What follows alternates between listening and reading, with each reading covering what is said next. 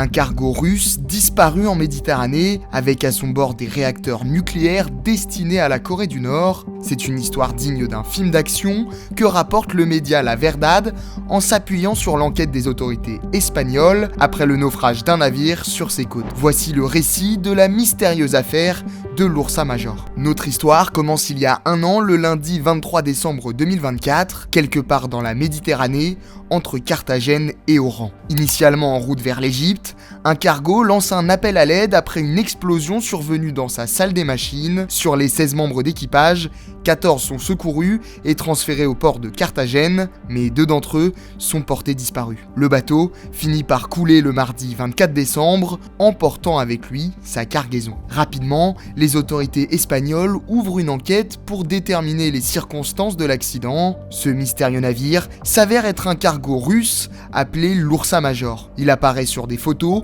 prises la veille dans l'Atlantique par la marine portugaise lors d'une simple opération de contrôle. D'après ces données de navigation, le cargo avait quitté le port de Saint-Pétersbourg le 11 décembre et devait atteindre le port de Vladivostok à l'extrême est de la Russie le 22 janvier. Le navire transportait 2 grues portuaires, officiellement destinées à l'agrandissement du terminal de Vladivostok et des pièces pour équiper des navires brise-glace. Mais c'est le propriétaire de l'Ursa Major, le groupe logistique russe Oboron Logistics, qui attire l'attention des enquêteurs. La société est depuis 2022 sur la liste rouge des entreprises sous sanctions américaines, notamment en raison de ses liens étroits avec le gouvernement de Vladimir Poutine et le ministère de la Défense russe. Et le logisticien va d'ailleurs rapidement faire parler de lui. Dans un communiqué publié quelques jours après, et basé sur le témoignage des rescapés du naufrage, l'entreprise affirme que 3 explosions consécutives ont provoqué une voie d'eau à tribord, avant d'avancer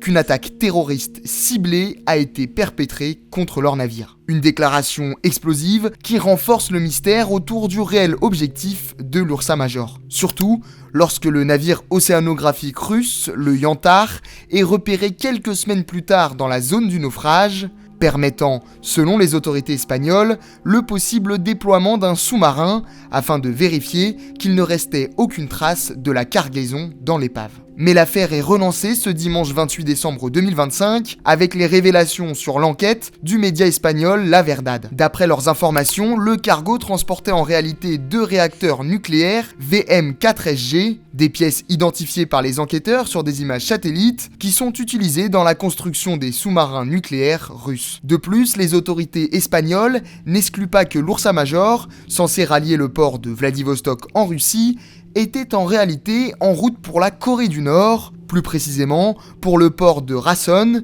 situé à la frontière russo-coréenne. Certains experts affirment même qu'un possible échange militaire ait été conclu entre Poutine et Kim Jong-un. D'un côté, la Russie aiderait les Nord-Coréens à concrétiser leur projet de sous-marin nucléaire en leur livrant 2 réacteurs. De l'autre, la Corée du Nord continuerait de fournir munitions et troupes aux Russes pour leur guerre contre l'Ukraine. Enfin, comme si l'affaire n'était pas assez mystérieuse, le rapport d'enquête démontre que la coque de l'Ursa Major a été perforée de l'extérieur vers l'intérieur, des traces qui auraient pu être provoquées par une torpille d'un diamètre de 500 mm. Problème, seule la Russie, la Chine et des pays de l'OTAN possèdent ce type d'armes. Dans son article, La Verdad termine par une supposition. Est-ce qu'un sous-marin d'un pays occidental aurait pu provoquer cet incident afin d'empêcher la fourniture clandestine de 2 réacteurs nucléaires à la Corée du Nord ?